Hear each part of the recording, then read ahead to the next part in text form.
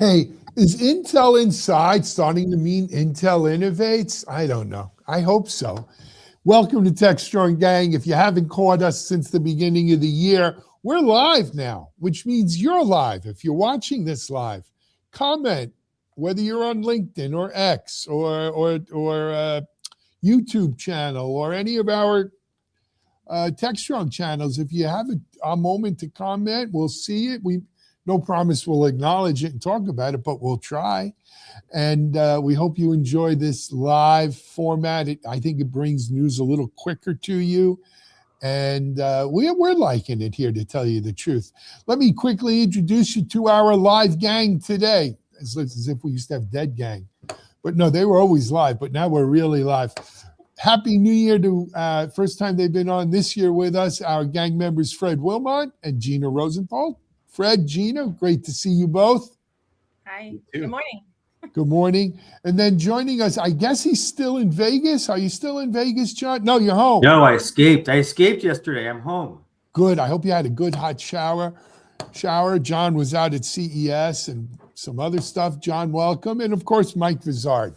So, gang, Intel innovating. Intel, positive news coming out of Intel. It's been a while. Mike, what do we got? Well, Intel is saying that it accelerated its schedule for producing these so-called 18A chips, which are less than 2 nanometer and is basically at the now leading edge of semiconductor productions. And they're basically saying at CES, they're back. John, you were there. What are people saying about Intel these days? You know, is the tenor changed? Because I can remember not too long ago in 2025, I think we had an episode where basically everybody was saying, you know, we got some serious doubts about Intel. Yeah, bye-bye, Intel. Yeah, no, so when we were talking about Intel last year, we kept talking about Pat Gelsinger and how things weren't working out and how they were in this kind of downward spiral with their manufacturing and they were falling behind AMD and ARM. And much to our surprise, pleasant surprise, Tuesday, they made this announcement that you said, and these are the Core Ultra Series 3 chips. They're going to be the first products to market using the 18A manufacturing process. And it was, to me, it was really welcome news. And it you know, what gets lost in all of CES are all the shiny objects like robots, AI innovation, et cetera, autonomous vehicles. And here we had this company, which makes the technology that makes a lot of this possible, announcing something in a positive nature, which, as you said, it's really welcome news, because from Intel, I didn't expect to hear anything from them. I expected to hear a lot. I expected to see too much of Jensen Huang, which I did. I expected a lot from Samsung, Lenovo. There was a time, Mike, and you know this because you've been to all these shows in Vegas, where Intel was one of the anchor companies at these shows, and I did not expect to hear anything from them. So to my surprise, they actually did make an announcement, and in a sense, they're trying to reverse this manufacturing setbacks with Panther Lake, and perhaps it's part of a road to recovery, which is aided in part, ironically, by NVIDIA and an investment, as well as the federal government. But again, it's good to hear from a venerable company that is so important, and I'm not allowed to root, or I shouldn't root for companies, but in the case of Intel, I would really like to see them become much more relevant than they have been the last couple of years. Alan, what's your take here? Is this, you know, significant, or will this be filed under the heading of maybe a little, too late? Well, look, first of all, let's give them their due, right? They hit this milestone. Congrats to them. Secondly, John, you mentioned the Pat Gelsinger situation. And really the crux of his leaving was this, well, it was several reasons, but one of the big ones was, should Intel pursue a dual strategy of making their own chips, their own design chips, the Intel Inside, the Intel Core chips, or should they just be a foundry making, you know, chips for hire, or foundry for hire kind of thing? You know, we saw the NVIDIA investment, and supposedly they'll be able to make maybe some NVIDIA chips. I've heard rumors of Apple may use Intel as a foundry to create next gen the Apple chips, not necessarily Intel. They're not going back to Intel chips, but that they can manufacture Apple chips. Now, all good, and I'm happy for them. A couple other things that I think we got to, when we talk about the federal government investment, that was money that came from the CHIPS Act in the previous administration. That was Biden, yeah. As this administration often does, relabeled it as if they did something. They really took credit did for was something that the previous administration right, and then they took right. and they took a 10% equity stake in the company. But that being said, my question is, are these chips truly AI chips, or we just call everything AI chips today, even though there might be potato chips? Right? Is this GPU stuff? Is it inference? Is it training? Or is it just an Intel chip, but everything's AI today? Not barbecue, not sour cream and cheddar, but Intel. To a certain degree, it is everything is AI these days. So we are seeing more workloads start to move beyond GPUs for AI. So probably everybody's throwing the AI moniker in front of every processor they can find, and they all have varying degrees of AI. So you need to kind of take that with a grain of salt. But Gina, what's your take here on your perception of Intel these days? Because the folks on Wall Street this past week are doing a happy dance, and the stock is flying high. Well, I have a take, but I have questions, so I don't know if my take is right. So I had to look up what 18A is, and that's what the manufacturing process for this chip is, what they call it, 18A. And to make it really dumbed down, because I can't remember all the right terms right now, they just made something, they flipped how things work. They made it so the power can be received from anywhere, and they made it smaller. So that's part one. I don't have the terms, obviously. I looked it up, but they just have a new manufacturing process. And that's what was failing, I think. And that's why they couldn't bring things to market, because it was different. The way they were trying to do things was different. And it took longer than they thought. So now they've announced this new chip that they were supposed to have out by the end of the year and in things. To me, it looks like it's the personal, like the end devices. It's the consumer stuff. It's not anything for the data center. So that's my question number one. Am I right about that? But then it looks like this new 18A that they did, and they're able to smush things a little smaller in the chip. This is my very technical terminology.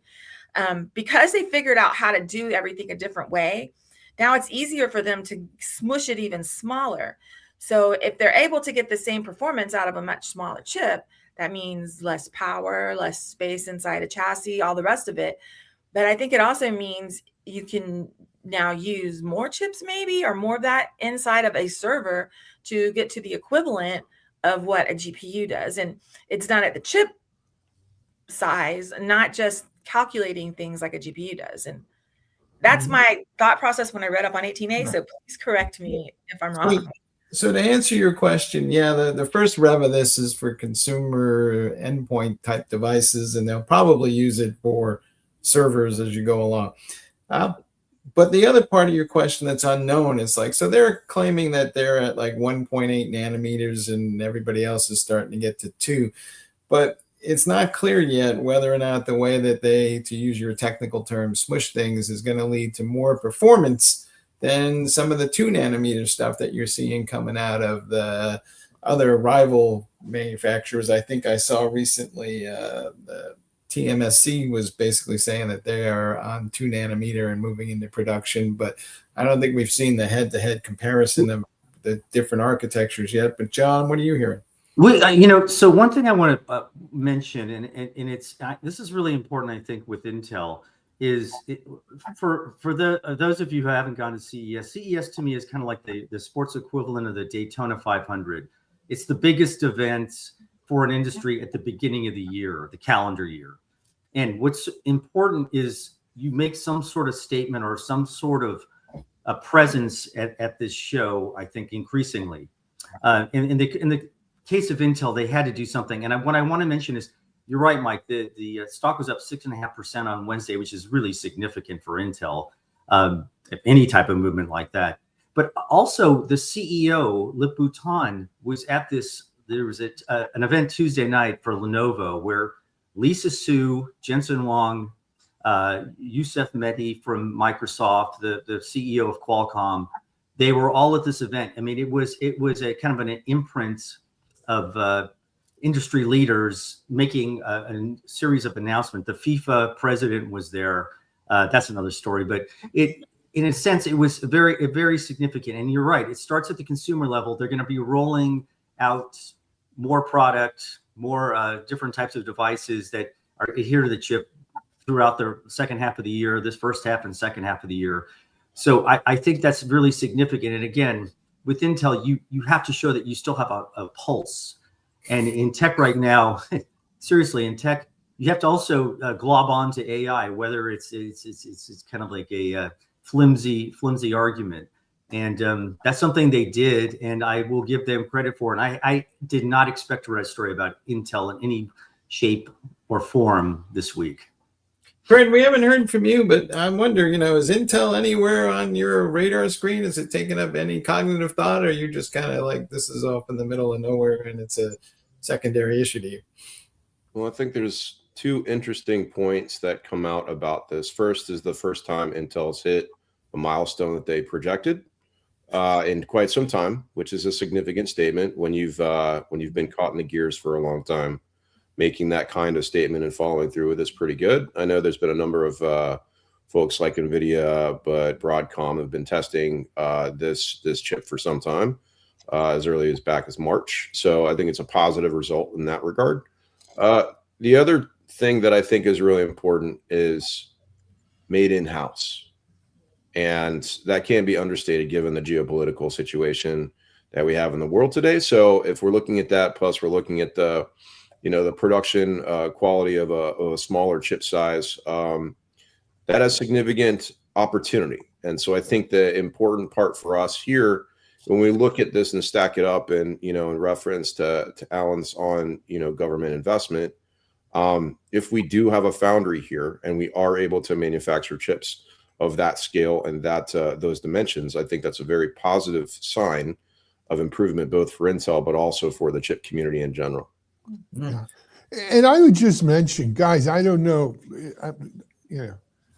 how many of you follow the stock market. None of you probably follow the stock market, but the semi market is on fire since the start of the year. It's up. I don't know, is it 20% or some stupid number, right? In the semi market, and so that rising tide will buoy Intel, and then there's good news from Intel on top of it.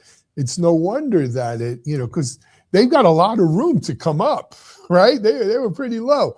So I think this, strictly from a equities financial investment perspective, really, really bodes well for Intel. And John, I'm with you. Good for them. Can I ask you a question? So if the United States owns 10% of Intel, can any U.S. citizen show up at an Intel shareholder meeting and ask questions? Let's not go there. Don't stir it up, please. Yeah, we've got enough stirring up going on today in the world. No. Well, at least the Epstein files. I just wanted to jump on top of what Fred said too. Intel does have confidential compute, so it is a big thing that it's all built in-house. So you've got all of this stuff built in that you can make sure that when it gets to the servers, which I'm sure we'll see announcements from all of the big server companies at their conferences in a few months, that they've got a new line of servers coming with the new Intel chips available, and confidential compute will probably play a big part of that storyline, I would guess. Yeah, absolutely. I would just say competition is a good thing here. And so if Intel is doing better, it bodes well for all of us because, well, it makes everybody else do better. So, rock out. Hey, all right. This is a great first segment. As we're doing now here, we're not going to take a full-on break. We're going to segue right into our next segment, which is a new regulation coming out of California, right? Mm-hmm. About data brokers and registry, or deletion registry. Mike, what's this one about? So California enacted, and I don't know if the rest of the country was paying attention, but basically you can now go into this portal and require data brokers to delete your data. And maybe, this will become a larger trend as we move along here. But I'm not sure everybody appreciates the role of data brokers. And I know when most people hear that term, they probably start thinking, low lifes and used car salesmen and all kinds of things, but they're kind of critical to the way this whole world operates. And Gina, what's your take on what's going on here? Well, data brokers are important. I can explain it from a marketing perspective real quick. But this is not a new thing from California. California's had a law enacted for a while that their citizens could request that their data be deleted from a data broker.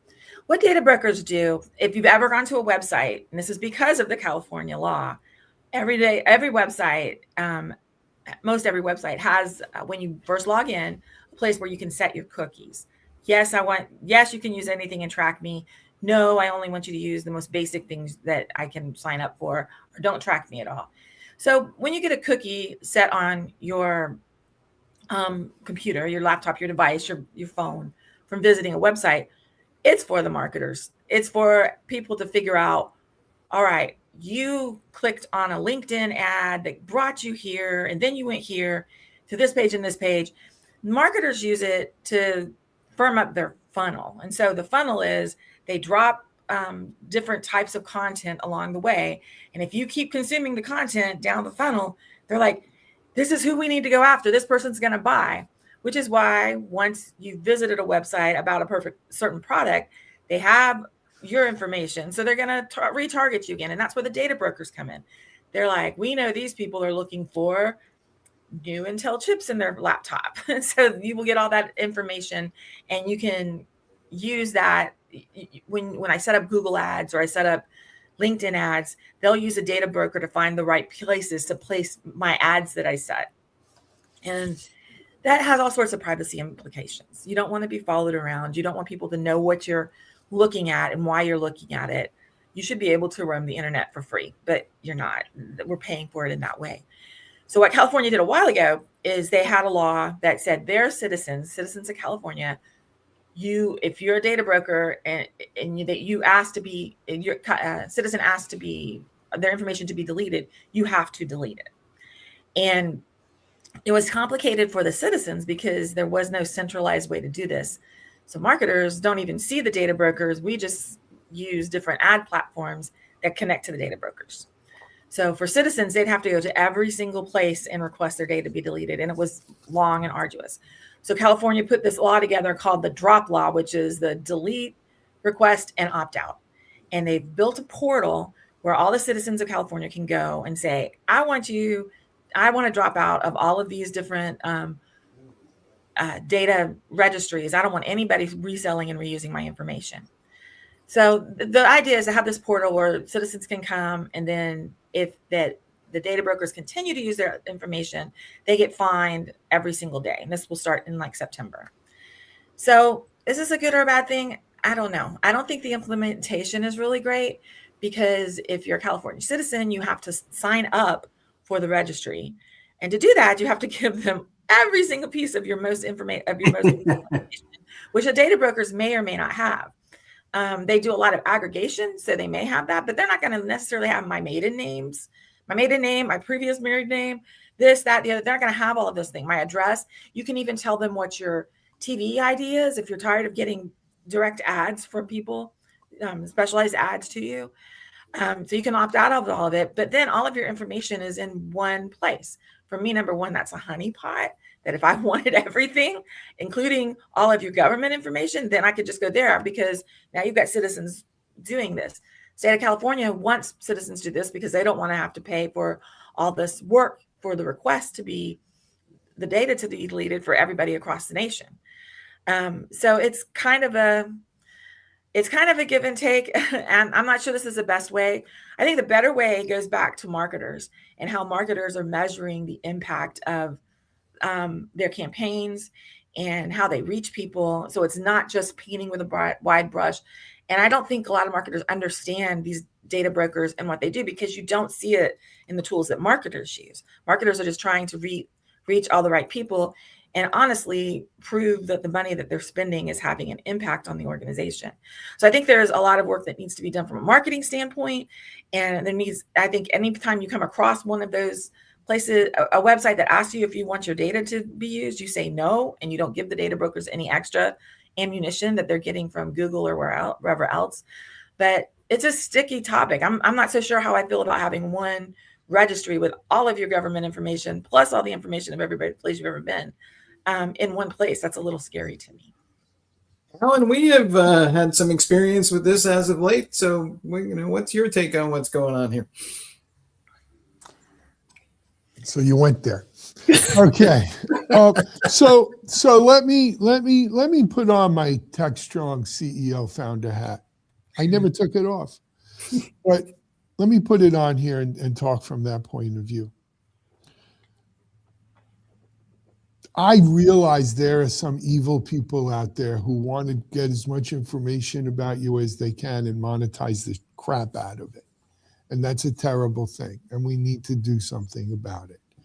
But then there are legitimate companies like TechStrong who, look, I explain, what's our business model? Our business model is we produce content that hopefully people like to consume, whether it's watching this video, reading an article, listening to a webinar, coming to our virtual event, Predict 2026 next week, sign up for it. This is how we do business. We want to collect your information so we know who you are, because then we have companies, legitimate tech tool vendors, whether they be services, software, what have you, who want to reach that audience. But in order to match up and not waste your time, we want to make sure you're the right profile for that vendor. That's how we keep the lights on here, how we feed our families, and how we do business. What happens is there are a lot of software, these data brokers are part of all of these data collection cookies and everything else. And to the point where, we'll do a campaign for an IBM, an Oracle, or some big company, little company, whatever. And we don't know what third-party data brokers they're dealing with. Are they reputable? Are they good? Are they bad? I don't know. But the next thing you know, you get a lawyer's letter that you got data broker software on your back end. I didn't know we have any data broker. Where the hell? What is he talking about?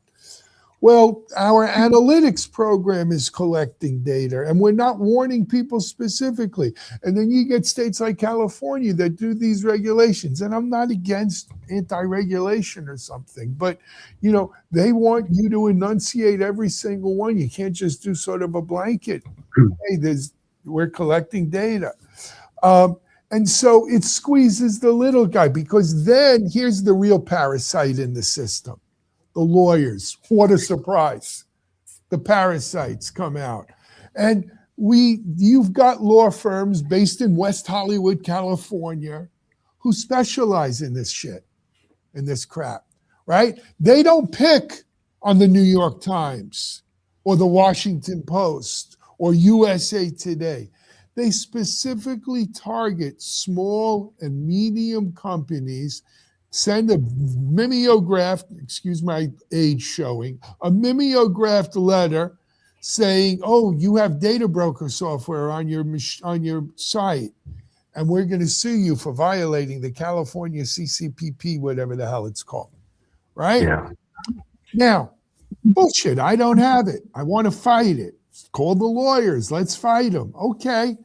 I need $15,000 up front to fight us, because we're going to have to do some discovery. We're going to have to file some counter papers.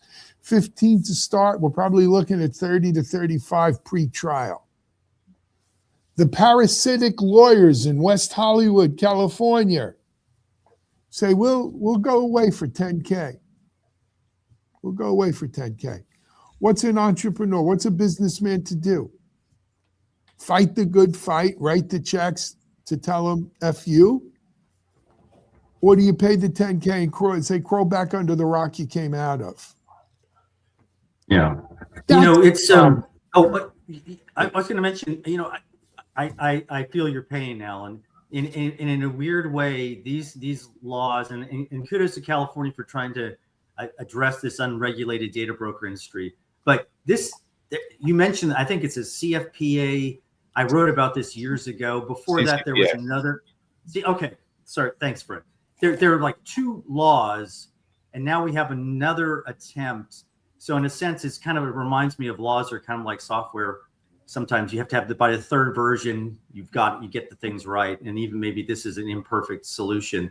I understand where they're going, but in a sense, this must be maddening. And I'm taking Alan's point. This must be maddening if you're a business trying to cope with this. And absent federal law, we're going to be seeing these piecemeal it's not even federal. You got to deal with GDPR. I mean, basically, why do you get all these pop-ups when you come to sites now that say acknowledge this? And most of us don't even read it. We just say accept all, acknowledge, and move on. But you have to do that now. And then there's a cottage industry of companies that just specialize in making those pop-ups for you and tracking them, right? So if let me put my CISO hat on for a second, Good. Shimmy, and let me use an analogy. When you're a kid and you go down to the river and you pick up a rock and you want to skip a stone, you see every ripple that your rock that you throw generates. What you don't see is the knock-on effects of everything that happens beneath the water, someplace else, and those ripples can have that effect. The reason why these privacy laws are becoming so tantamount to consumers is because data brokers don't use just cookies. It's not the direct relationship that I have with this particular website. Every CISO, if they comply with GDPR, also has to note all of their adjacent brokers that they operate with. Who is their third parties that they share information with? Consumers can't control whether those companies keep or delete their information, and it is a devil's errand to figure out whether or not your information is actually matriculated into a place that you could say, "Hey, I'd like you to delete my information." You have to send an email. It's a painstaking process. Most people don't do a great job at it, but it's a requirement. And the challenge that we have is data brokers, and there are, as you said, there are some that are legitimate and some that use more illicit means. But when we talk about enrichment, we've already seen there have been major occurrences of data broker leakages that have far more information than anybody ever authorized. That enrichment process of gathering every notion of your last 10 addresses, right, and all of your credit scores dating back to college, all of that information is not necessary for you to be able to understand the buying habitudes of a person that is trying to engage. And as a business, all that data is risk. So there's also consequence when we think about that from the perspective of an organization. Does it get you to, marketing qualified leads? Maybe in some cases, but that hasn't been proven to illustrate the capability of what the actual direct relationship with the consumer is. And so I'm very excited about something like this. California is not the only state doing something like this. We all know of FedRAMP, right, from a compliance perspective with government regulations about how to operate, in conjunction with both security and privacy and the other things that go along with it. State ramps have been taking the show for quite some time. California is one, Texas is another. There are 37 states that have different policies that are starting to become more privacy oriented towards their citizens. So, it is in every environment, you're going to have the parasites, right? And Alan, I think you've got a great case. You can't sort of create legislation that allows bullying for organizations trying to comply, right, without their knowledge and wherewithal. But at the same time, if you think about it from a consumer's perspective, the critical moments are when I get letters saying that my data has been compromised from somewhere and I never had any interaction with that organization and I don't have any wherewithal to remove it. So I think it's, while I would say, it's edgy to say every California native or citizen can go remove all of the context of all of those things, there's still going to be opportunity for people to both be able to sell to those folks and also to be able to, enrich data around it. But I think reducing the attack surface here is a huge thing, even though it's going to have some, effect on the marketability of those direct customers. If somebody, I want to clarify something, Mike. It wasn't the data that we were collecting, because I mean, our data is really simple stuff. If you don't Yeah. fill out a registration form, we don't know who the heck you are. Right. But it was a third party program that was attached to a third party plugin on the site, an analytics site. And that third party is currently in litigation now because they don't really do data brokering per se. But while that suit is pending, the parasitic law firm is making hay. So, 100%. Mike, go ahead. So we have a lot to talk about yet, but I would just say one final thing on this whole thing.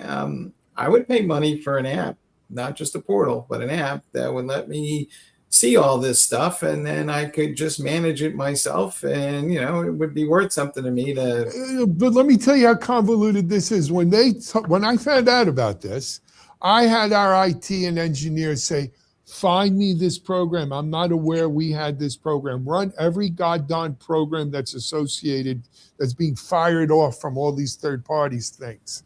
And it still didn't show up. It still didn't show up, to the point where I asked the parasite law firm, show me where you're saying we're using this, because we don't see it. And they have some specialized software that looks just for these programs like that weren't really apparent to us because it wasn't on our platform per se. It was a third party. But anyway, we got a boogie. But as a consumer, somebody could do the same thing as an app service and use that same tech for good. This is why I like what Apple's done on Apple TV, where it says do not track. Yeah. I like that kind of simplicity. Mm-hmm. All right, we got to move on. All right, let's move on, but let's stay in cyber. Okay. All right, so I'm going to... So this is my Hogan's Heroes segment, I think, Mike, right? Remember, Sergeant Schultz, it seems the lights would go across the wire like once every 2 minutes. So all of the LeBeau and Newkirk knew once the light passed, they had 1 minute and 30 seconds to cut the barbed wire and get out of Starlock 13 to go do their mischief. Everybody under 40 just went, what the hell is he talking about? That's okay. I like Hogan's Heroes. That was when CBS was the Tiffany Network, wasn't it? Yes, it was. That was it. And the producer was the guy who wound up producing The Godfather. There's the star there. Was that Bob Crane? Yes. Which is a whole other misadventure. But autofocus, look it up.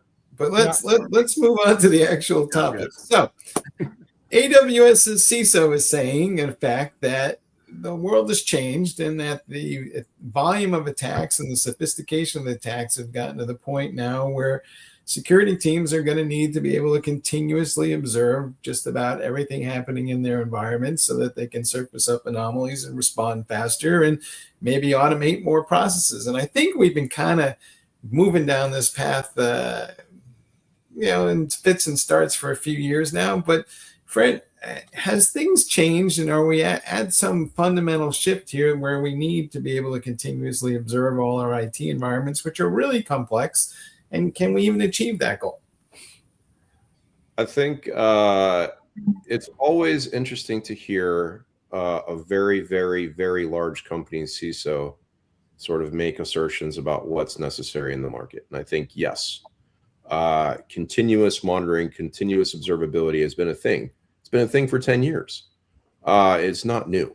I think the challenge now is, while it's a goal or has been a goal historically for good security, I think the statement that Amy's making here is really about, it's a requirement now.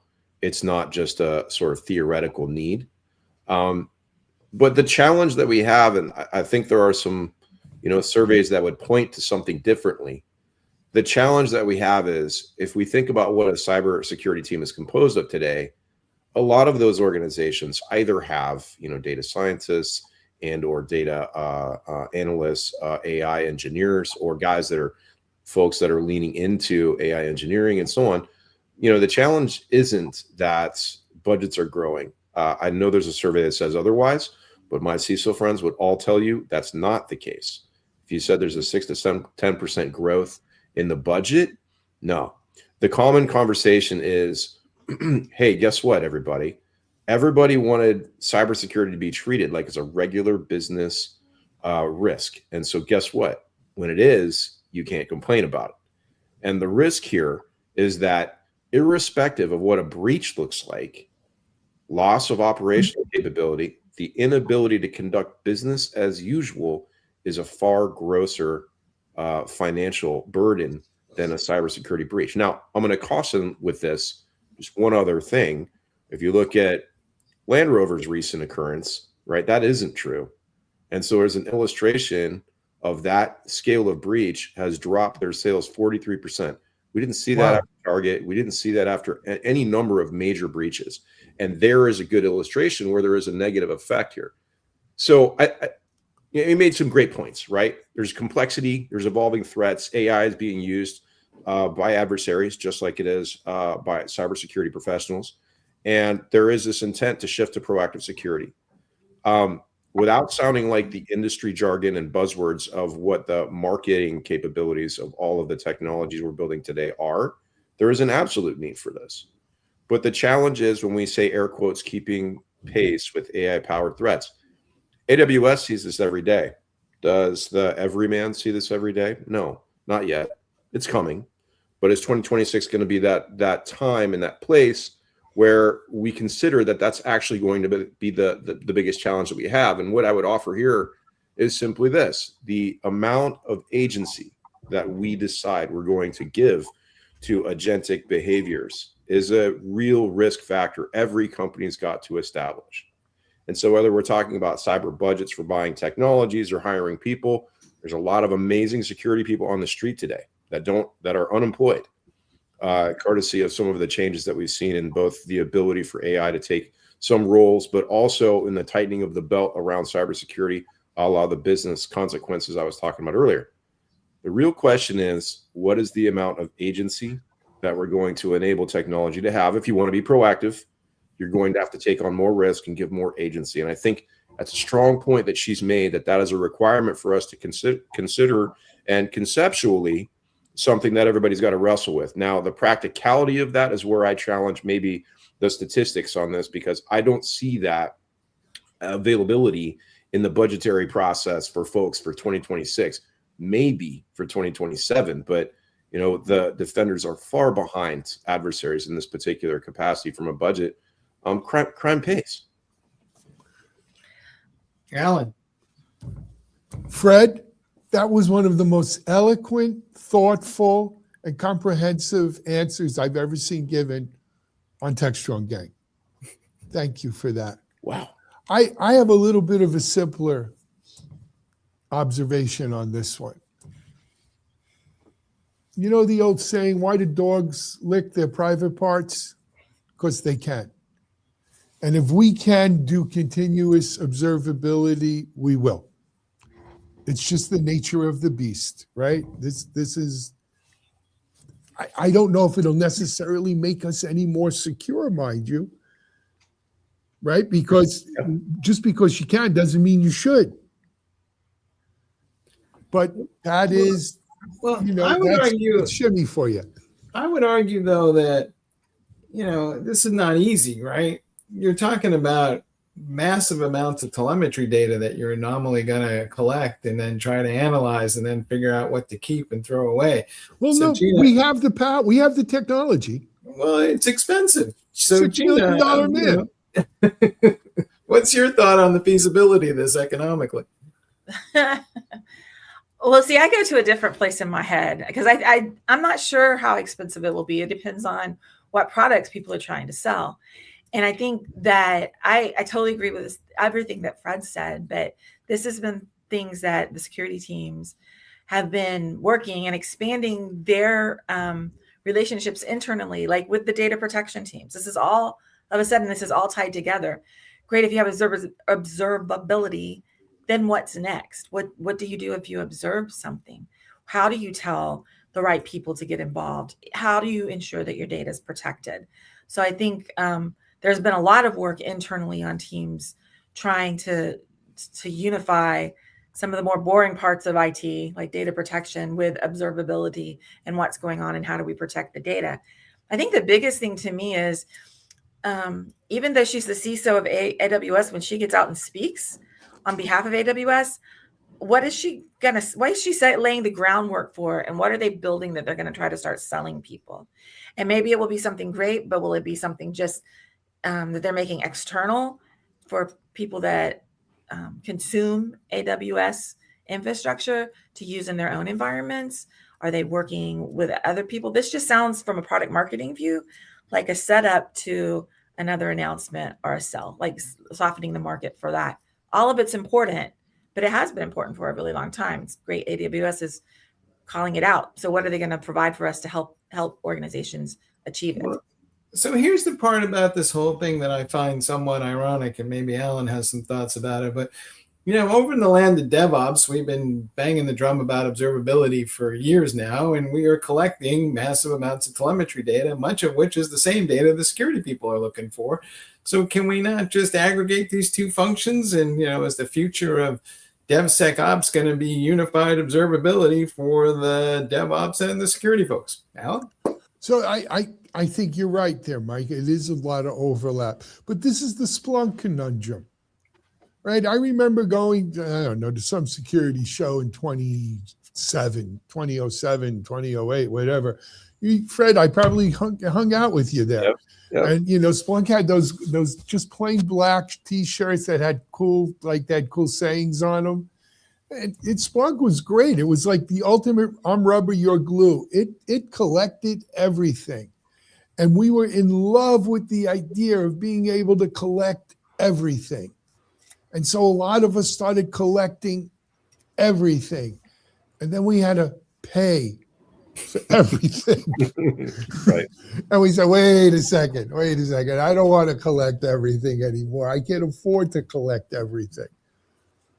It's the same thing here, right? If there's not a payoff for it, if there's not a good justification, an ROI, as we say,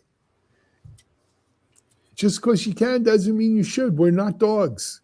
Well, and there's been a major trend for the last, 5-7 years of getting out of the business of collecting everything. Because just like you said, Jimmy, now it's a conversation about value pricing. You can't have an unanticipated budget increase as a CISO. That's an impossibility. Mm-hmm. So how do we make better and more informed decisions with less hay? And the requirements are those, right? And so when we think about the complexity of what that means as more and more data types come online and more capabilities for asking questions of that data, that's all great. Observability doesn't make you proactive. So we need to start to talk about, again, where that agency and that risk quotient is going to be, so you can make more informed decisions, but you might not be making them, right? It might be supervised, right? If you're doing it right, you might have the wherewithal to say that my organization can basically say, I have supervised agency or full agency or prescribed agency around this. So how much of the human in the loop, right, in simple terms, are we willing to bear the cost and the risk therein to understand how proactive we can become? Humans don't operate at machine speed. We know that. Okay. All threats are not equal. We know that too. So where do we go from here? That's why he was a CISO, Mike. He knows this stuff. All right. Hey, guys, we're overtime. I apologize. But, the thing about doing these live is we really don't have the luxury of stopping and editing and making it shorter tomorrow. What you see is what you get. And you just saw it. Welcome to another edition, or I hope you've enjoyed another edition of Tech Strong Gang. Fred, Gina, John, Mike, thanks for joining. Thank you for watching. Hey, keep watching. We're going to keep doing this live for a while, I think, and as we figure it out. We've got a lot more Tech Strong TV coming at you today, though, so stay tuned for that. Until then, though, this is Alan Schimmel. One final quick plug. Predict 2026, next year. The entire Futurum analyst team is going to be giving us their insights, including Daniel Newman. So check it out, techstrongevents.com. You can register for free. Bye-bye.